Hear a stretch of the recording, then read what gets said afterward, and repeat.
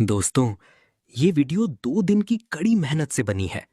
आपका एक लाइक और सब्सक्राइब हमें नई ऊर्जा देती है।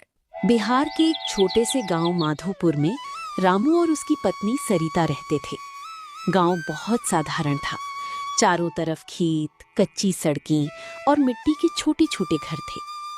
सुबह होते ही बैलों की घंटियों की आवाज पूरे गांव में गूंजने लगती और शाम होते होते हर घर के चूल्हों से धुआं उठने लगता। गांव के ज्यादातर लोग खेती करके अपना जीवन चलाते थे। उन्हीं किसानों में से एक था रामू। रामू बहुत मेहनती इंसान था। रामू सुबह सूरज निकलने से पहले खेत पहुंचता और देर शाम तक मिट्टी में पसीना बहाता। लेकिन इतनी मेहनत के बावजूद उसके घर की हालत कभी नहीं सुधरी। कभी सूखा पड़ जाता, कभी तेज बारिश उसकी फसल को डुबो देती। ऊपर से साहूकार का कर्ज हर महीने बढ़ता ही जा रहा था। रामू का घर गांव के किनारे पर था। टूटी मिट्टी की दीवारें और ऊपर से टपकती छत उनकी गरीबी की कहानी कहती थी। उसकी पत्नी सरिता भी बहुत मेहनती थी। वो खेत में रामू का हाथ बंटाती, घर संभालती और कभी-कभी गांव के अमीर घरों में काम भी कराती, ताकि 2 वक्त की रोटी का इंतजाम हो सके। एक शाम रामू खेत से बहुत थका हुआ घर लौटा। उसके कपड़े मिट्टी से भरे थे और चेहरे पर चिंता साफ दिखाई दे रही थी। सरिता ने पानी देते हुए पूछा, क्या हुआ जी? आज इतने परेशान क्यों लग रहे हो? रामू चारपाई पर बैठ गया और बोला, क्या बताऊं सरिता, इस बार भी आधी फसल खराब हो गई। साहूकार आज फिर धमकी देकर गया है। अगर अगले महीने पैसे नहीं दिए तो खेत छीन लेगा। सरिता कुछ पल चुप रही, फिर धीरे से बोली, हिम्मत रखिए जी, भगवान सब ठीक करेगा। सरिता की बात सुनकर रामू हल्का मुस्कुराया और बोला, सरिता, लगता है भगवान भी हमारी परीक्षा लेते लेते थक गए होंगे। फिर उस रात दोनों ने सूखी रोटी और प्याज खाकर पेट भरा। बाहर तेज हवा चल रही थी। आसमान में काले बादल छाए हुए थे। आधी रात होते होते बारिश शुरू हो गई। तभी अचानक उनकी दरवाजे पर जोर जोर से दस्तक होने लगी। ये देखकर सरिता डर गई और बोली, अरे इतनी रात को कौन हो सकता है? रामू धीरे धीरे दरवाजे के पास गया। उसने जैसे ही दरवाजा खोला, सामने एक बूढ़ा आदमी खड़ा था। उसके कपड़े पूरी तरह भीगे हुए थे और हाथ कांप रहे थे। वो कमजोर आवाज में बोला, बेटा, बहुत भूखा हूँ, कुछ खाने को मिलेगा? उस आदमी की बात सुनकर सरिता कुछ पल सोचती, फिर बोली, आइए बाबा, आप बैठिए, मैं आपके लिए खाना लाती हूँ। उसके घर में बस 2 सूखी रोटियां बची थी। उसने वो आखिरी रोटियां बूढ़े आदमी को खाने के लिए दे दी। बूढ़ा आदमी चुपचाप खाना खाने लगा। खाना खत्म करने के बाद वो मुस्कुराया और बोला, बेटा, तुम दोनों बहुत अच्छे इंसान हो। याद रखना, बहुत जल्द तुम्हारी किस्मत बदलने वाली है। इतना कहकर वो वहां से चले गए। अगली सुबह रामू अपने खेत में काम कर रहा था। दोपहर की तेज धूप में वो बैलों के साथ खेत जोत रहा था। तभी कुछ लोग वहां से गुजरते हुए बातें कर रहे थे। एक आदमी बोला, अरे भाई, सुना क्या? पास वाले कस्बे में छोले पूरी की दुकान पर इतनी भीड़ लगती है कि लोग लाइन लगाकर खाते हैं। हाँ भाई, मैंने भी वो छोले पूरी खाया हूँ। वहाँ के स्वाद की तो बात ही अलग है। रामू उन लोगों की बात सुनकर सोच में पड़ गया। शाम को काम खत्म करके वो घर लौटा और सरिता से कहा, सरिता, अगर हम भी कुछ नया काम शुरू करें तो कैसा रहेगा? अपना काम आप तो पहले से ही अपने खेत में काम कर ही रहे हैं ना? सरिता की बात सुनकर रामू धीरे से बोला, अरे सरिता, तुम समझी नहीं। मेरा मतलब, अगर हम छोले पूरी का ठेला लगाएं तो कैसा रहेगा? सरिता चौंक गई और बोली, आप छोले पूरी बेचेंगे? हाँ सरिता, तुम बहुत स्वादिष्ट खाना बनाती हो। क्या पता यही काम हमारी जिंदगी बदल दे। सरिता पहले हंसी, फिर गंभीर होकर बोली, ठीक है जी, अगर आप मेहनत करने को तैयार हैं तो मैं भी आपका साथ दूंगी। अब बातों ही बातों में उन दोनों ने छोले पूरी बेचने का फैसला कर लिया। लेकिन सबसे बड़ी समस्या थी पैसे की। घर में मुश्किल से कुछ 100 रुपए थे। अगले दिन रामू पैसे की तलाश में साहूकार के घर पहुंचा और बोला, मालिक, मुझे कुछ पैसे चाहिए, नया काम शुरू करना है। साहूकार उसकी बातों से हंस पड़ा और बोला, अरे रामू, तुमने पुराना कर्ज अभी तक नहीं चुकाया है और अब नया कर्ज चाहिए तुम्हें? रामू हाथ जोड़कर बोला, बस मालिक, आखिरी बार मदद कर दीजिए, मैं आपके सारे पैसे ब्याज के साथ लौटा दूंगा। साहूकार कुछ देर सोचता रहा, फिर बोला, ठीक है रामू, लेकिन महीने के आखिर तक पैसे वापस नहीं किए तो तुम्हारी खेत मेरा हो जाएगा। रामू साहूकार की बातों से डर गया, लेकिन उसके पास कोई दूसरा रास्ता नहीं था। उसने गहरी सांस लिया और बोला, ठीक है मालिक, मुझे मंजूर है। फिर साहूकार ने रामू को कुछ पैसे दे दिए। रामू पैसे लेकर बाजार गया और चने, मसाले, तेल, आटा खरीदा। साथ ही एक पुराना ठेला भी लिए और खुशी खुशी घर जाने लगा।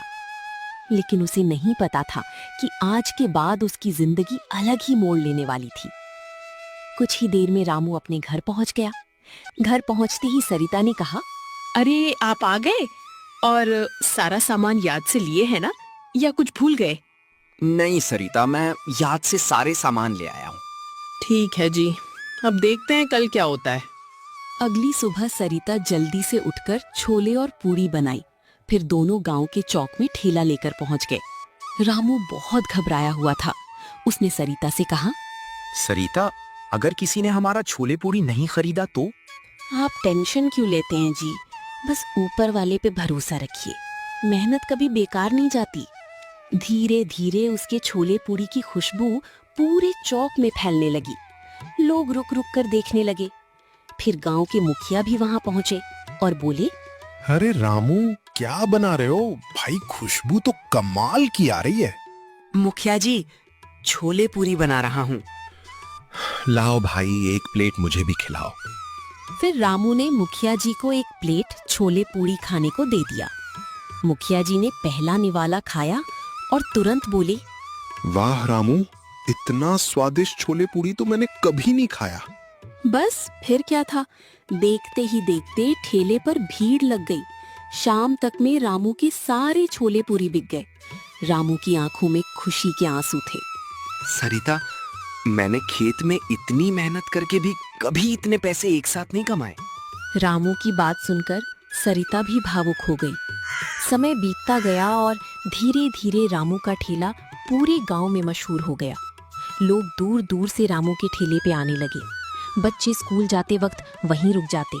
मजदूर खेत पर जाने से पहले वहीं नाश्ता करते। लेकिन कुछ दिनों बाद रामू के साथ अजीब घटनाएं होने लगी। हर रात कोई ना कोई उनके ठेले के आसपास दिखाई देता। कभी आटे की बोरी फटी मिलती, कभी मसाले बिखरे पड़े होते, कभी बर्तन गायब हो जाते। रामू परेशान रहने लगा। एक रात उसने छिपकर निगरानी करने का फैसला किया। जब रात हुई तो रामू देखा कि उसके ठेले के पास कोई साया खड़ा था। रामू धीरे धीरे उसके पीछे गया। तभी अचानक वो आदमी अंधेरी में गायब हो गया। अगले दिन गांव में किसी ने अफवाह फैला दी, रामू खाने में खराब चीजें मिलाता है, उसका खाना खाने से लोग बीमार पड़ जाएंगे। धीरे धीरे रामू की ठेले पर भीड़ कम होने लगी। ये अब देखकर रामू टूट गया और बोला, सरिता, लगता है अब सब खत्म हो जाएगा। लेकिन सरिता बोली, आप चिंता क्यों करते हैं, सच्चाई ज्यादा दिन नहीं छुपती। उस दिन उन्होंने गरीब मजदूरों को मुफ्त खाना खिलाया। मजदूर खुशी खुशी गांव में उनकी तारीफ करने लगे। लेकिन उसी रात फिर किसी ने ठेले को नुकसान पहुंचाया। अब रामू को यकीन हो गया था कि कोई जानबूझकर उन्हें बर्बाद करना चाहता है।